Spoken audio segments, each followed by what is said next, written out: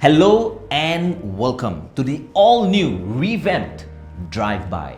Yes, we have made some changes, but of course, as always, we're going to be talking about anything and everything to do with cars and the roads of Singapore. So first and foremost, thank you for joining us. Don't forget to like, share and subscribe. Tell all your friends about it. And of course, throughout today's discussion, if there's some points that you want to add, some things you agree or disagree with, don't forget to leave your comments in the comments section below, okay? Of course, today's topic, EVs. Is Singapore ready? I think the short answer to that would be no. Personally, I think our government very ambitious. In fact, they've got lots of plans for Singapore. They're planning to completely phase out ICE or internal combustion engines by 2040. And personally, I think that is very ambitious because they want to make the switch to EVs. And also, right now, there's like 1,600 chargers for public usage. We're talking about vehicle chargers, EV chargers.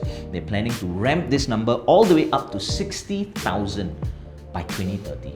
Again, very ambitious numbers. Now, whether or not they can actually do that, only time will tell.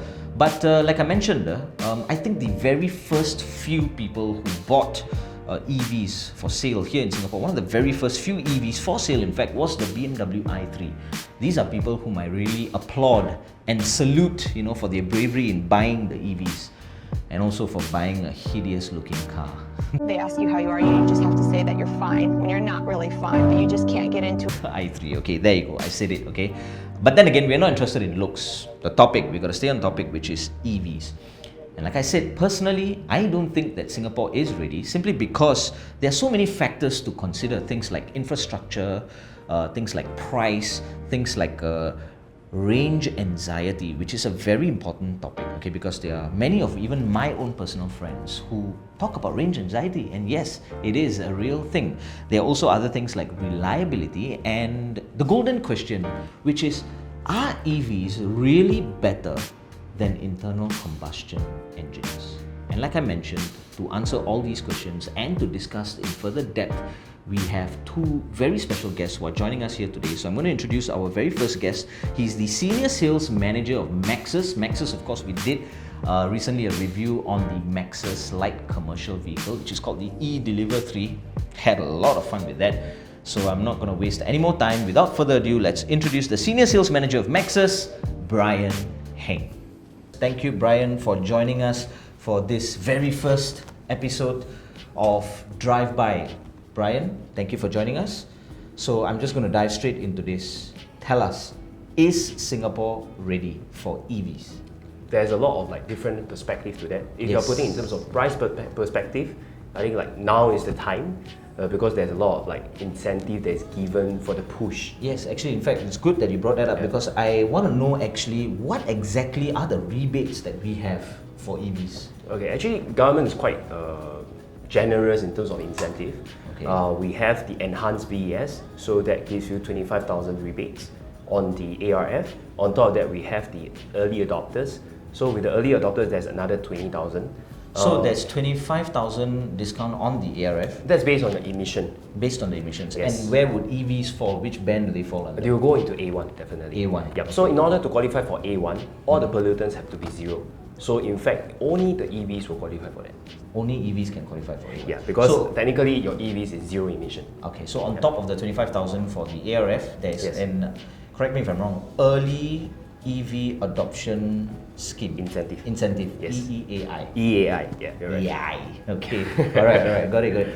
Yeah. What do you think can be done to encourage EV ownership besides rebates? So we know the government has rebates in place. What else can be done to encourage people to take up EVs? I think now a lot of people is worried. I mean, the first thing you talk about, EV, they'll give you charging. They will worry about charger. The golden question. Yeah.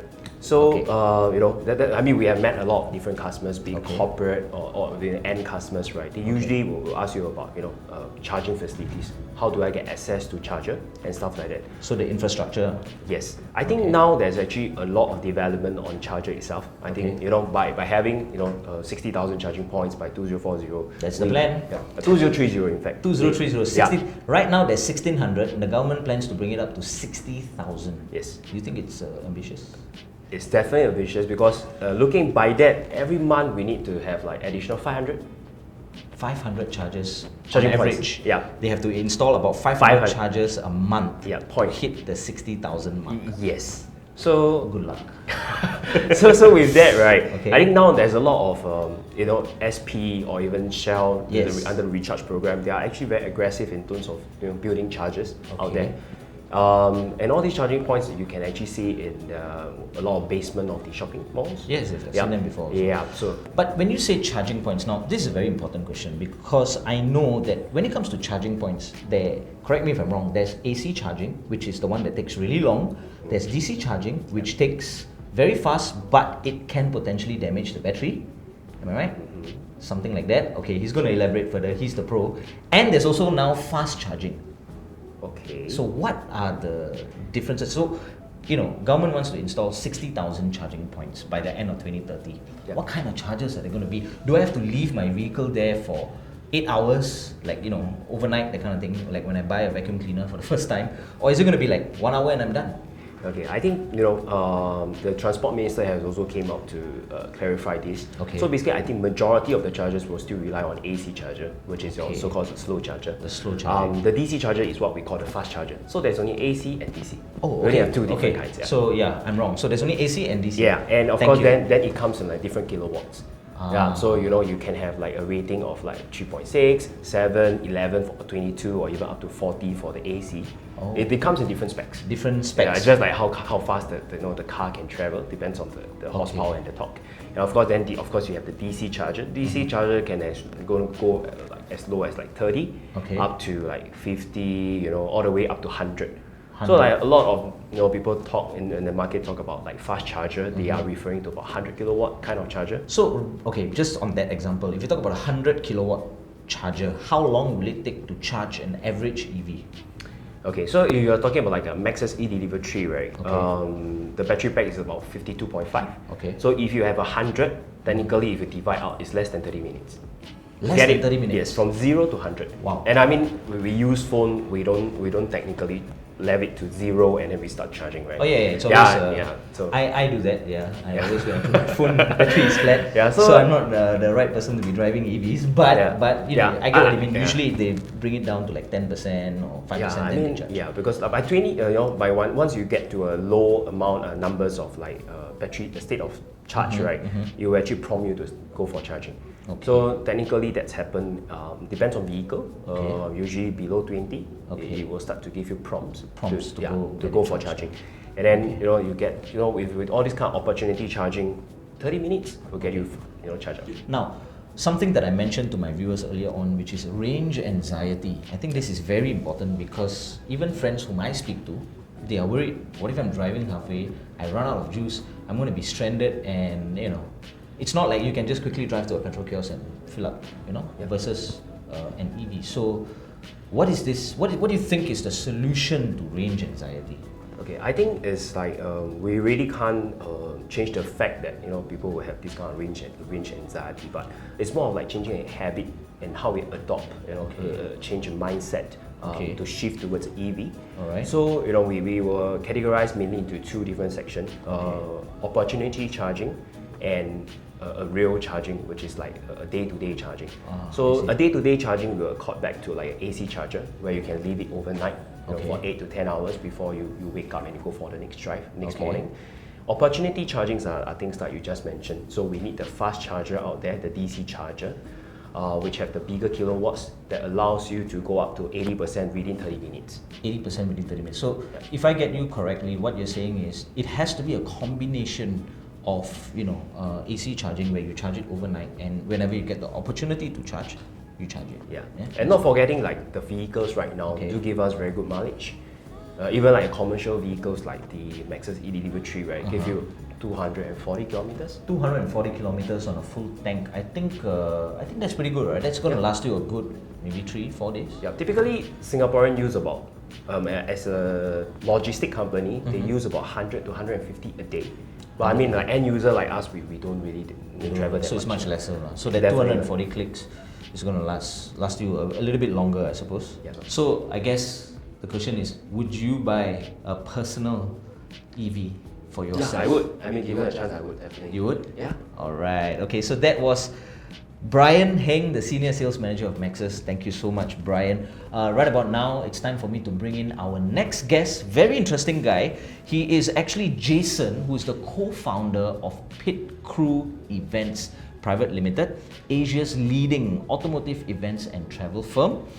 He's also the co-founder of Kopi Box Vending, which is Singapore's first mobile kopitiam. Very interesting dude. We have him. He's waiting outside, and let's get him on board.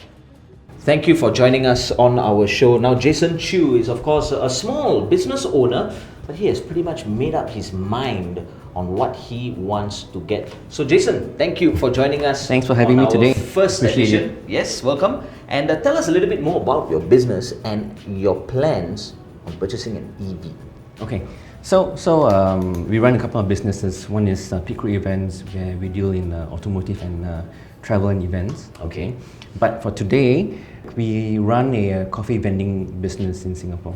Nice. Okay, with multiple machines around Singapore, roughly about 60 locations. Okay.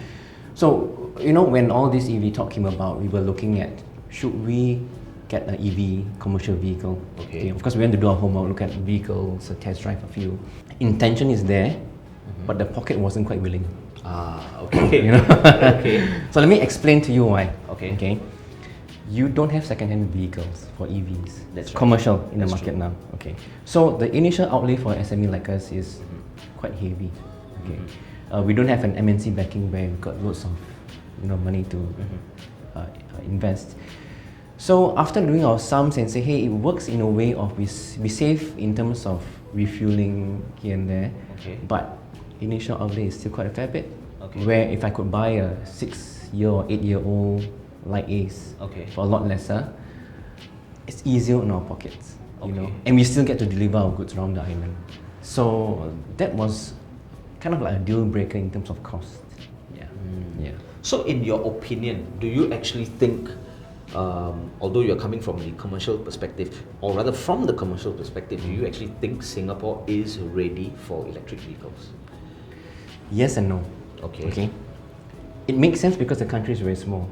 It's easy to implement it, and by right, it's easy to roll out your infrastructure. Okay. But it's not quite yet. Like I said, I'm not like an MNC where I have 6 chargers down my block. I come from I share the whole building with many other cars. Okay. And at my office, there are no chargers. So I probably have to go to one of the SP chargers or even Shell stations to charge. So we're not quite ready yet. Okay, but you were considering some EVs and you were actually, so you've not actually decided? I've not decided yet. I'm wearing 2 hats today. Okay. One is for the coffee business. Okay. So we've even gone to the extent of borrowing one of our suppliers' EV vans and to do our deliveries. Oh, how was it? What's I liked it. I mean, I love EVs. So my other hat is when we run car launches, right? I've had a chance to drive a few EVs. Yeah, it's actually very fun to drive, and I drove the Maxus, which is also an EV, commercial vehicle. The instant torque on wet roads, you get the tires spinning and all that. I mean, that's the fun part of But you got to EVs. only drive on the left hand. Yeah, you can't go to the exactly. So, that's the other thing. So, what about on a personal level? Do you actually see yourself buying an EV as a private for your private use as a private car? For me, I would. Okay. I'm still on the fence between plug-in hybrids and full EVs. Okay. Will we get to a stage where chargers are readily available? I hope within 5-10 That's the years. plan. That's the plan. 2030, 60,000 chargers. Very ambitious plans, of course, by our government. I mean, you see tenders going out for all the chargers. Oh, right? yes. But for now, like I said, even the condo where I stay, there's no chargers as well. No chargers. That's And- going to be a problem. Yeah, I mean, there's a Shell within 10 minutes from where I stay. Okay. But it's half an hour spending time there after work, maybe at night charging the car there, drinking coffee. But I mean, I'd rather be at home asleep. So what would you actually say to other business owners like yourself, small SME business owners who are actually planning on getting EVs? What would your advice to them be? If you can afford it, go for it. So it all I goes mean, down you to- see from the green aspects, it does make sense. Yes, eco-friendly. Eco-friendly, yeah. But if you're very tight on the budget and it's down to the bottom line for now, then something has to give.